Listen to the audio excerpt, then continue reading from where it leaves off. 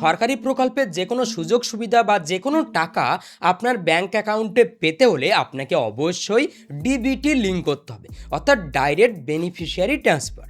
এটা করা না থাকলে আপনার ব্যাঙ্ক অ্যাকাউন্টে টাকা আসবে না। আপনি যদি যুবশক্তির টাকা পেয়ে থাকেন, বা আপনি যদি অন্নপূর্ণা ভাণ্ডারের টাকা পেয়ে থাকেন, বা আপনি যদি বিভিন্ন স্কলারশিপ পেয়ে থাকেন বা বিভিন্ন ভাতা পেয়ে থাকেন, তাহলে এই অনুদানগুলো আপনার ব্যাঙ্ক অ্যাকাউন্টে ঢুকবে না। সেই জন্য অবশ্যই আপনাকে চেক করে দেখতে হবে যে আপনার ব্যাঙ্ক অ্যাকাউন্টের সঙ্গে ডিবিটি লিঙ্ক করা রয়েছে কিনা, আপনার ব্যাঙ্ক অ্যাকাউন্টটা ডিবিটি লিঙ্ক অ্যাক্টিভ রয়েছে কিনা এটা চেক করতে হবে। যদি না থাকে তাহলে অবশ্যই আপনি আপনার মোবাইল ফোন দিয়ে খুব সহজেই ডিবিটি লিঙ্ক করে নিতে পারবেন, যেটা এক ক্লিকে হয়ে যাবে এবং খুব সহজে করতে পারবেন। এই ভিডিওতে আমি স্টেপ বাই স্টেপ দেখিয়ে দেব, কারণ এখন যদি আপনি বিভিন্ন সরকারি প্রকল্পের অনুদানগুলো নিতে চান তাহলে অবশ্যই আপনাকে এই ডিবিটি লিঙ্কটা অ্যাক্টিভ করে রাখতে হবে, না হলে আপনি কিন্তু অ্যামাউন্ট পাবেন না। বুঝতে পেরেছেন? সেই জন্য মনোযোগ সহকারে দেখুন, আমি স্টেপ বাই স্টেপ ক্লিয়ারভাবে দেখিয়ে দেব যে কিভাবে আপনি আপনার মোবাইল ফোন দিয়ে খুব সহজে এটা করে ফেলবেন। আমি আমার স্ক্রিন রেকর্ডিংটা অন করে নিচ্ছি। অন করার পর স্টেপ বাই স্টেপ দেখিয়ে দেব। প্রথমে আপনি আপনার ফোনের ক্রোম ব্রাউজারটা ওপেন করবেন। ঠিক আছে, ক্রোম ব্রাউজার ওপেন করার পর আপনি সার্চ বারে সার্চ করবেন আধার ব্যাঙ্ক সেন্ডিং, এটা লিখে সার্চ করবেন। সার্চ করার পর আপনার সামনে এই যে ওয়েবসাইটটা রয়েছে এটা ওপেন হয়ে যাবে। এখানে অনেক ওয়েবসাইট রয়েছে, আপনি এই ওয়েবসাইটটার উপরে ক্লিক করবেন। ঠিক আছে, এখানে যখনই ক্লিক করে দেবেন আপনার সামনে এরকম ইন্টারফেস শো করবে। এখানে আপনি কন্টিনিউ ইন ওয়েবের উপরে ক্লিক করে দেবেন। যখনই ক্লিক করবেন এরকম ইন্টারফেস শো করবে। এখানে আপনি জাস্ট এই লগ ইন অপশানের উপরে ক্লিক করবেন। সিম্পল লগ ইন অপশানের উপরে যখনই ক্লিক করে দেবেন এরকম ইন্টারফেস শো করবে। এখানে আপনি আপনার আধার নম্বরটা বসিয়ে দেবেন। আপনি চাইলে যে কোনো কারোর ডিবিটির লিঙ্ক করিয়ে দিতে পারেন। আশা করি বুঝতে পেরেছেন। তো কিভাবে করবেন তার জন্য এখানে প্রথমে আপনার আধার নম্বরটা বসাবেন। এরপর আপনি এই যে ক্যাপচারটা রয়েছে এই ক্যাপচারটা দেখে দেখে এখানে বসিয়ে দেবেন। আমি এখানে বসিয়ে নেব। এখানে আমার আধার নম্বর এবং ক্যাপচারটা দেখে দেখে বসিয়ে দিলাম। আপনিও ঠিক এইভাবে বসিয়ে দেবেন। এরপর লগ ইন উইথ ওটিপির উপরে ক্লিক করবেন। যখনই ক্লিক করবেন আপনার এই আধার নম্বরের সাথে যে মোবাইল নম্বরটা লিঙ্ক রয়েছে সেই মোবাইল নম্বরে একটা ওটিপি চলে যাবে। সেই ওটিপিটা এখানে দেখে বসিয়ে দেবেন। আমি এখানে ওটিপিটা বসিয়ে দেব। ওটিপি বসানোর পর আপনি জাস্ট লগ ইনের ওপরে ক্লিক করবেন। যখনই লগ ইনের ওপরে ক্লিক করবেন আপনার সামনে এরকম ইন্টারফেস খুলে যাবে।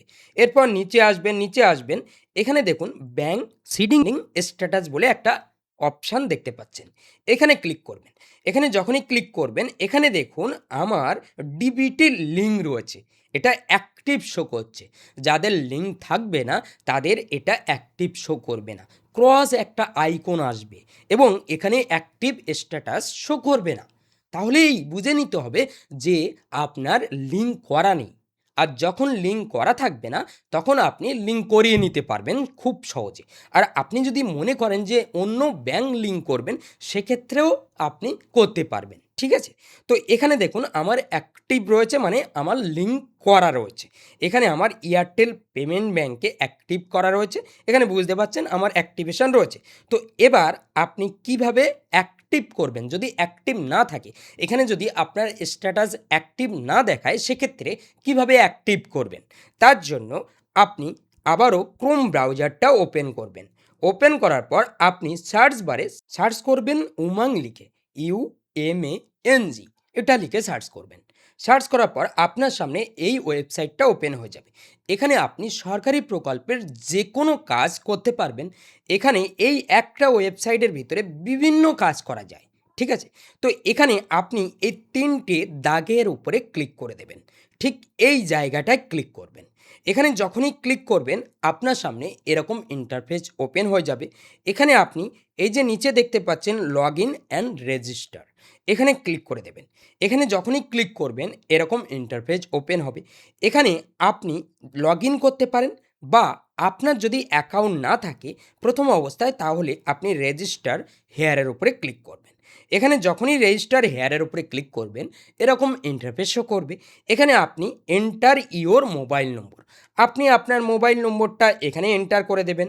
আমি এখানে এন্টার করে দেব। যখনই এন্টার করবেন এরকম ইন্টারফেস শো করবে। নিচে স্টেট বলে একটা অপশান দেখতে পাচ্ছেন, এখানে জাস্ট স্টেটের এই আইকনের উপরে ক্লিক করবেন। এই স্টেটে আপনার স্টেটটা সিলেক্ট করবেন। আমার ওয়েস্ট বেঙ্গল, আপনারও ওয়েস্ট বেঙ্গল হবে, তো ওয়েস্ট বেঙ্গল সিলেক্ট করবেন। এরপর জাস্ট এই আই এগ্রি এই টিকের উপরে ক্লিক করবেন। এরপর রেজিস্টারের উপরে ক্লিক করবেন। আপনার একটা এমপিন সেট করতে হবে, ওই নম্বরে একটা ওটিপি যাবে, সেই ওটিপিটা বসিয়ে দেবেন। বসানোর পর একটা এমপিন সেট করতে হবে, মানে একটা নম্বর সেট করতে হবে পাসওয়ার্ড হিসাবে, আপনি সেটা সেট করে নেবেন। এরপর রেজিস্টারের উপরে ক্লিক করবেন। ক্লিক করার পর আপনার অ্যাকাউন্ট সেট আপ হয়ে যাবে, বুঝতে পেরেছেন? এরপর আপনি লগ ইন করে নিতে পারবেন। আমি এখানে লগ ইন হেয়ারের উপরে ক্লিক করব। আমার যেহেতু সেট করা রয়েছে, জাস্ট আমি মোবাইল নম্বরটা বসিয়ে দিলাম। এরপর আমি এমপিনটা দিয়ে দেব, ঠিক আছে? এখানে আমি এমপিনও দিয়ে দিলাম। এরপর লগ ইনের উপরে ক্লিক করব। যখনই লগ ইনের উপরে ক্লিক করব আমার অ্যাকাউন্ট লগ ইন হয়ে যাবে।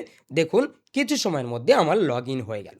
এরপর লগ ইন হয়ে যাওয়ার পর এখানে আপনি সার্চ বারে সার্চ করবেন এনপিসিআই, এটা লিখে আপনি সার্চ করবেন। এখানে যখনই আপনি এনপিসিআই লিখে সার্চ করবেন আপনি দেখুন অনেক অপশান আপনার নিচে চলে আসবে।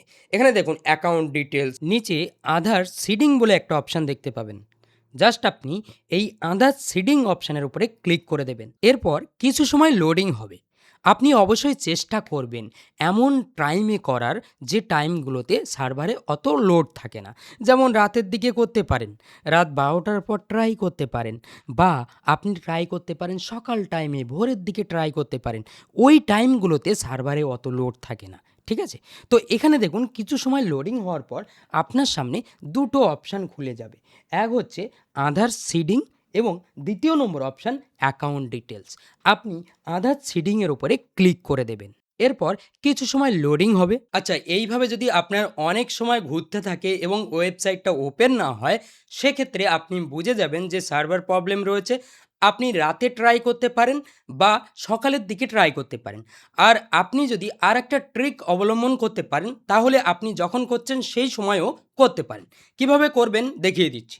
জাস্ট ক্রোম ব্রাউজারে আবারও নতুন ট্যাব নিয়ে সার্চ করবেন এনপিসিআই, এটা লিখে সার্চ করবেন। যখনই সার্চ করবেন আপনার সামনে এরকম ইন্টারফেস শো করবে। ফার্স্টে এখানে এনপিসিআই নামে যে ওয়েবসাইটটা রয়েছে এখানে ক্লিক করবেন না, নিচে আসবেন। নিচে আসার পর ন্যাশনাল পেমেন্টসের উপরে ক্লিক করে দেবেন। যখনই ক্লিক করবেন আপনার সামনে এরকম ইন্টারফেস ওপেন হয়ে যাবে। এখানে আপনি এই তিনটে দাগের উপরে ক্লিক করবেন। এখানে ক্লিক করার পর জাস্ট কাস্টমার অপশানের উপরে ক্লিক করবেন। এরপর এই ভারত আধার সিডিং এনেবল এখানে ক্লিক করবেন, ঠিক আছে? এখানে যখনই ক্লিক করবেন আপনার সামনে এরকম ইন্টারফেস ওপেন হবে কিছু সময় লোডিং হওয়ার পর। এরপর আধার সিডিং এবং ডিসিডিং বলে যে অপশানটা রয়েছে দ্বিতীয় নম্বর অপশান, এই অপশানের উপরে ক্লিক করে দেবেন। যখনই ক্লিক করবেন আপনার সামনে এরকম ইন্টারফেস ওপেন হয়ে যাবে। এখানে এন্টার ইওর আধার, এখানে আপনার আধার কার্ডের নম্বরটা বসাবেন এবং এখানে সিডিং আর ডিসিডিং, অবশ্যই সিডিংয়ের উপরে ক্লিক করবেন। এখানে আমি আমার আধার নম্বরটা বসিয়ে নেব। আমি আমার আধার নম্বরটা বসিয়ে দিলাম। এরপর সিডিংয়ের উপরে ক্লিক করলাম।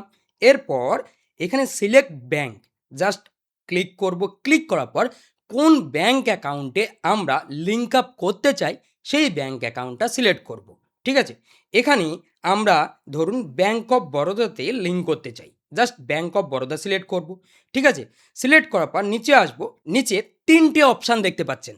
এখানে এক নম্বর অপশান হচ্ছে ফ্রেশ সিডিং, মানে একদম নতুন ব্যাঙ্ক অ্যাকাউন্টে আপনি অ্যাটাচ করবেন, আগে কোনো লিঙ্ক ছিল না, সেক্ষেত্রে আপনি ফ্রেশটা সিলেক্ট করবেন। আর যদি আপনি এমনটা করতে চান যে আপনার দুই ব্রাঞ্চে একই ব্যাঙ্ক অ্যাকাউন্ট রয়েছে এবং সেই ব্যাঙ্ক অ্যাকাউন্টগুলোর নম্বর আলাদা আলাদা হবে, মানে এসবিআইতে আপনার দুটো অ্যাকাউন্ট রয়েছে, ঠিক আছে? তো সেক্ষেত্রে আপনি এখানে movement second number option same bank with another account, মানে একই ব্যাঙ্ক কিন্তু দুটো অ্যাকাউন্ট। সেক্ষেত্রে আপনি আগের অ্যাকাউন্টটা বাদ দিয়ে আপনি নতুন আর একটা অ্যাকাউন্টে যদি অ্যাটাচ করতে চান সেক্ষেত্রে সেকেন্ড নম্বর অপশানটা সিলেক্ট করবেন। আর তৃতীয় নম্বর যে অপশানটা রয়েছে movement from one bank to other bank, মানে কি, যে ব্যাঙ্কে এখন আপনার লিঙ্কটা রয়েছে আপনি যদি চান যে অন্য ব্যাংকে করবেন, আপনার ধরুন এখন ব্যাংক অফ বরোদায় রয়েছে, আপনি চান স্টেট ব্যাংক অফ ইন্ডিয়াতে করবেন, সেক্ষেত্রে আপনি কিন্তু এই তৃতীয় নম্বর অপশানটা সিলেক্ট করতে পারেন। ঠিক আছে? তো আমি এখানে জাস্ট এই যে মুভমেন্ট এই অপশানের উপরে ক্লিক করব। ঠিক আছে? মানে আমি তৃতীয় নম্বর অপশানটা সিলেক্ট করলাম। এরপর অ্যাকাউন্ট নাম্বার, এখানে আমি অ্যাকাউন্ট নম্বরটা বসিয়ে দেব। ঠিক আছে?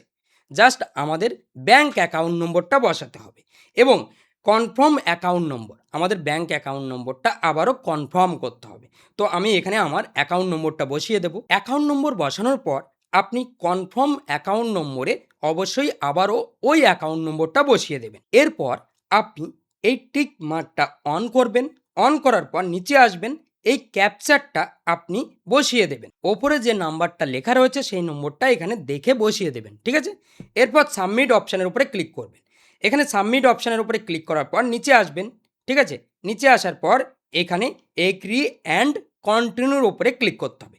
যখনই আপনি এখানে ক্লিক করবেন, আপনার ওই মোবাইল নম্বরে ওটিপি চলে যাবে। ঠিক আছে? একটা ওটিপি আসবে, সেই ওটিপিটা দেখে এখানে বসিয়ে দেবেন। এই ওটিপি কিন্তু আপনার যে মোবাইল নম্বরের সাথে আধার কার্ডের লিঙ্ক রয়েছে সেই মোবাইল নম্বরে যাবে। ঠিক আছে?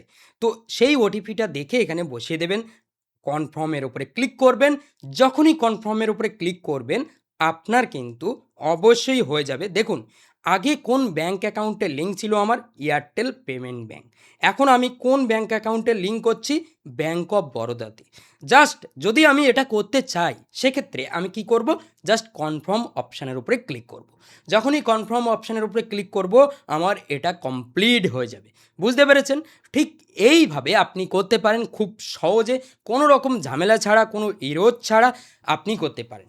যদি আপনি বুঝতে পেরে থাকেন তাহলে অবশ্যই কমেন্টে জানাবেন যে আপনার হচ্ছে কি হচ্ছে না। আর যদি কোনো রকম কোনো প্রশ্ন থাকে তাহলে অবশ্যই কমেন্টে জানাবেন।